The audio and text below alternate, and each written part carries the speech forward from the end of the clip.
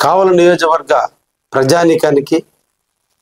నూతన సంవత్సర శుభాకాంక్షలు తెలియజేస్తూ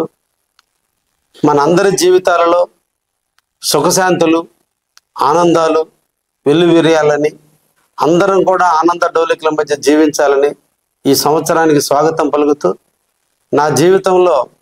2024 సంవత్సరం నాకు ఒక పునర్జన్మని ప్రసాదించిన మీకు